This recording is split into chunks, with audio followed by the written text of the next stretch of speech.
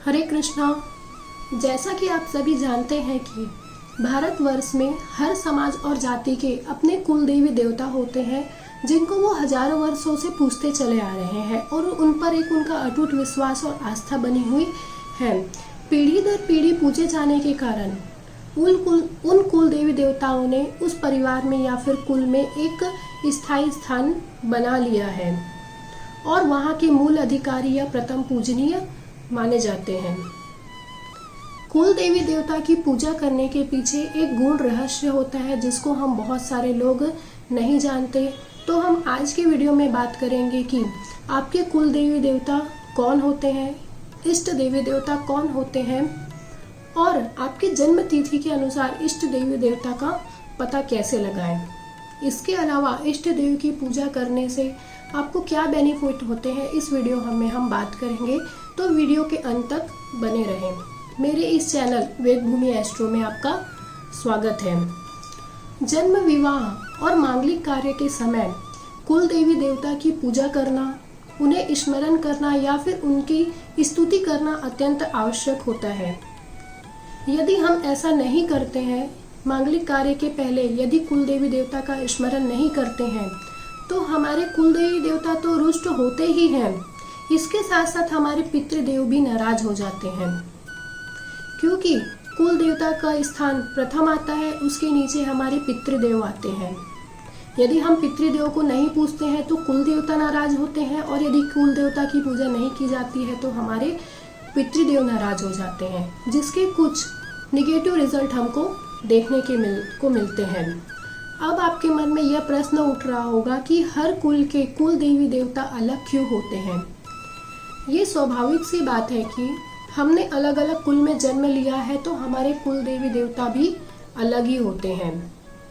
भारतवर्ष में, हमारे भारत में जो संतान है, जो मनुष्य, वो हर एक किसी न किसी ऋषि के संतान है और वो ऋषि ही हमारे वंशज हैं, पूर्वज हैं। तो फिर वह ऋषि और उनकी पत्नी हमारे कुल देवी देवता के रूप में पूजनीय है। इसके अलावा हमारे पूर्वजों ने अपने लिए उपयुक्त कुल देवी देवता का चयन किया और उन्हें किसी निश्चित स्थान पर स्थापित किया ताकि उनके आने वाली पीढ़ी या फिर उनका कुल उस अलौकिक शक्ति से जुड़े रहे और उनके कुल का संरक्षक होता रहे। इस प्रकार कुल देवी देवता हमारे कुल के मूल संरक्षक होते हैं, मूल अधिकारी होते हैं और प्रथम पूजनीय होते हैं। हर त्योहार में कि ओकेशन में उनको याद करना, उनकी स्तुति करना, उनकी पूजा करना, उनके लिए उपयुक्त भोग चढ़ाना, यह अत्यंत आवश्यक होता है। यदि मैं अपनी बात करूं तो मैं कसौंदन वैश्य समाज में आती हूं और हमारा गोत्र हम कश्यप लिखते हैं। कश्यप गोत्र से हमको पता चलता है कि हम कश्यप ऋषि के वंशज हैं। कश्यप ऋषि भगवान ब्रह्मा के 7 मानस पुत्रों में से एक मरीचि ऋषि के पुत्र हैं और यह भी कहा जाता है कि कश्यप प्रजापति ही द्वापर युग में भगवान विष्णु के श्री कृष्ण अवतार में उनके पिता वसुदेव और उनकी पत्नी कश्यप ऋषि की जो पत्नी थी अदिति, वो माता देवकी बनकर आए, यह कहा जाता है। तो कसौंदन वैश्य समाज का एक पर्टिकुलर कुल देवी देवता है जिनको हम हर ओकेशन में उनको याद करते हैं। जब भी दुर्गा पक्ष आता है तो अब हम उनकी पूजा करते हैं। अष्टमी के दिन उनका पूजा जाता है। तो हमारी जो कुल देवी है वो विंध्यवासिनी देवी है और हमारे कुल देवता है वो बागेश्वर बाबा है। तो हर बार सावन में हम बागेश्वर बाबा की मूर्ति की स्थापना करते हैं और उनकी पूजा अर्चना की जाती है। इसके अलावा ऐसे बहुत सारे भी लोग होते हैं, हम लोग जो उनके स्थान में दर्शन के लिए जाते हैं और वहाँ पे हमारा समाज एकत्रित होता है। इस प्रकार कुल देवी देवता की पूजा करने से हमको भौतिक सुख की प्राप्ति होती है, मटेरियल हैप्पीनेस की प्राप्ति होती है। मगर इष्ट देव हमारे उच्च कोटि के देवता होते हैं या फिर होने चाहिए, जिससे हमें आध्यात्मिक प्रगति में मदद मिले या फिर हमें जो मोक्ष प्रदान कर सके। इष्ट देवी देवता वह होते हैं जिनका हमारे आत्मा से संबंध होता है, हमारा उनका और एक सोल कनेक्शन होता है। कई बार हमारे मन में उनके प्रति पहले से ही विचार उत्पन्न हो जाते हैं कि हमको इस देवी देवता की पूजा करनी चाहिए। हमें वो इंट्यूशंस मिलते रहते हैं उस देवी देवता की पूजा करने के लिए, मगर हम डेली की लाइफ में इतने ज़्यादा बिजी हो जाते हैं कि उस इंट्यूशंस को समझ नहीं पाते कि हमको क्या इंट्यूशंस आ रहे हैं, हमें किस देवी देवता की पूजा करनी चाहिए। मगर हमको वो सिग्नल मिलते रहते हैं बीच बीच में कि हमको इस देव की आराधना करनी चाहिए, ये हमारे इष्ट देव है। मगर यदि आप वो सिग्नल को यदि प्राप्त नहीं कर पाते हैं या फिर उस सिग्नल को समझ नहीं पाते हैं, तो आपकी डेट ऑफ बर्थ है उससे हम इष्ट देव कैसे निकालते हैं वो हम पता कर सकते हैं। तो आपकी कुंडली में आपके जो डेट ऑफ बर्थ में जो मूलांक होता है, मूलांक और भाग्यांक, जो भी मूलांक और भाग्यांक का सम होता है उससे जो डिजिट प्राप्त होता है, और वो जो डिजिट जिस नंबर को, जिस ग्रह को या फिर जिस डीएटी को रिप्रेजेंट करता है वो आपके इष्ट देव होते हैं।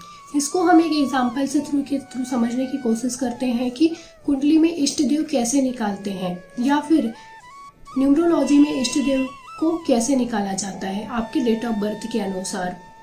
यदि आपका डेट ऑफ बर्थ जो भी है उसका आप जो सम करेंगे और जो आपका मूलांक का सम होगा वही आपका इष्ट देव शो करेगा। तो एक एग्जांपल लेते हैं, जैसे डेट ऑफ बर्थ है 25 जनवरी 2022, तो यहाँ पे जो जन्मांक है वो 25 है। 25 का यदि सम करें तो सिंगल डिजिट में 7 आता है, तो इनका मूलांक 7 हुआ। यदि हम इनका पूरा डेट ऑफ बर्थ का टोटल करते हैं तो हमको 5 आता है। मगर जो इष्ट देव है वो कैसे निकालते हैं, मूलांक प्लस भाग्यांक, तो 7 + 5 = 12। 12 को यदि सिंगल डिजिट में कन्वर्ट करें 1 + 2 = 3। इस प्रकार इनके इष्ट देवता जो होंगे वो मूलांक 3 से रिलेटेड होंगे। मूलांक 3 को जो गवर्न करते हैं वो भगवान विष्णु होते हैं, तो इनके जो इष्ट देव है वो भगवान विष्णु हुए। एक और एग्जाम्पल के थ्रू हम समझने की कोशिश करते हैं। डेट ऑफ बर्थ है 3/10/1991, 3 अक्टूबर 1991, तो यहाँ पे जो जन्मांक है वो 3 है। यदि हम इनका भाग्यांक निकालें तो भाग्यांक कैसे निकालेंगे, 03 + 1 + 1 + 9 + 9 + 1। यदि हम इनका टोटल करें तो डेट ऑफ बर्थ का जो टोटल आता है वो उसका भाग्यांक होगा। तो भाग्यांक का टोटल यहाँ पे 6 आता है और इनका मूलांक 3 है। तो यदि हम दोनों का सम करें तो 9 आता है।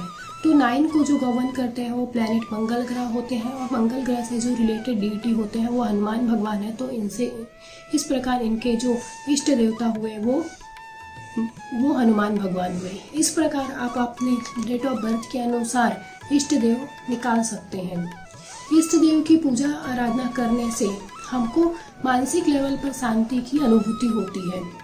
इसके अलावा और भी बहुत सारे जो बेनिफिट होते हैं इष्ट देव की पूजा करने से, वो हमें जब भी हम निगेटिव सिचुएशन में होते हैं तो वो हमारी हेल्प करने ज़रूर आते हैं। हमको डिवाइन ब्लेसिंग्स कभी ना कभी निगेटिव सिचुएशन में या फिर जब भी हमको ब्लेसिंग की ज़रूरत होती है वो हमको वो ब्लेसिंग्स ज़रूर देते हैं। इसके अलावा हमारा जो इंट्यूशंस रहता है वो बढ़ जाता है। हमारे सराउंडिंग्स में क्या हो रहा है कई बार वो हमें इंट्यूशंस के थ्रू प्राप्त हो जाते हैं। इसके अलावा जो हमारी आध्यात्मिक प्रगति में हमारी हेल्प करते हैं और हमको मोक्ष प्रदान करने में हमारी बहुत हेल्प करते हैं। इष्ट देवता हमारे उच्च कोटि के देवता होते हैं। कई बार हमारे कुल देवता भी हमारे इष्ट देवी देवता के रूप में होते हैं, जिनको हम पहचान सकते हैं।